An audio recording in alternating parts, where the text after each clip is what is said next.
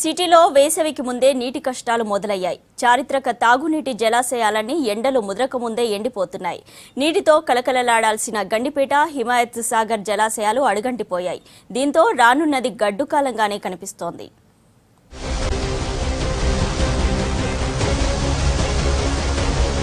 జంట నగరాల ప్రజలకు తాగునీరందించే జంట జలాశయాలు నీళ్లు లేక వెలవెలబోతున్నాయి. వేసవికి ముందే నీటి మట్టాలు పడిపోయాయి. నీటితో కలకలలాడాల్సిన గండిపేట, హిమాయత్ సాగర్ జలాశయాలు రాళ్లు తేలి కనిపిస్తున్నాయి.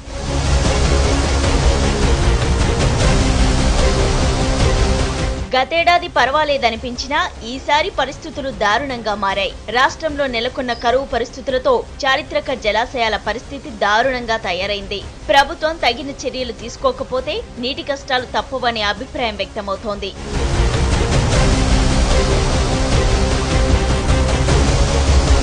గండిపేట జలాశయం పూర్తిస్థాయి నీటి మట్టం 1790 అడుగులు. నీటి నిల్వ సామర్థ్యం 3.9 టీఎంసీలు. ప్రస్తుతం పూర్తిగా ఎండిపోయింది.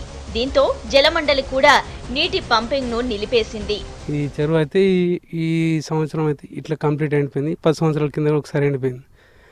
నాకు 10 ఇయర్స్ ఉన్నప్పుడు, ఇప్పుడు సుమారు 24 సంవత్సరాలు అవుతుంది. అప్పుడు కూడా ఎండిపోయింది. అప్పుడు కంప్లీట్ ఇట్లనే ఎండిపోయింది. కాకపోతే అప్పటి నుంచి స్టోరేజ్ ఉండే వాటర్. అప్పటి నుంచి కంప్లీట్ కొంచెం సంవత్సరం తగ్గుతూ వచ్చేస్తుంది.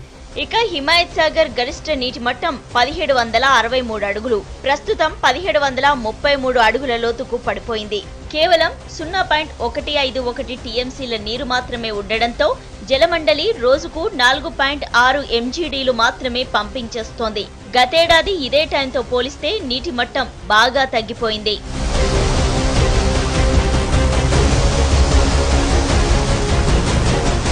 చారిత్రక జలాశయాలకు పూర్వ వైభవం తెచ్చేందుకు ప్రభుత్వం కృషి చేయాలని కోరుతున్నారు నగరవాసులు. నీటి కొరత రాకుండా ప్రత్యామ్నాయ ఏర్పాట్లు చేయాలంటున్నారు.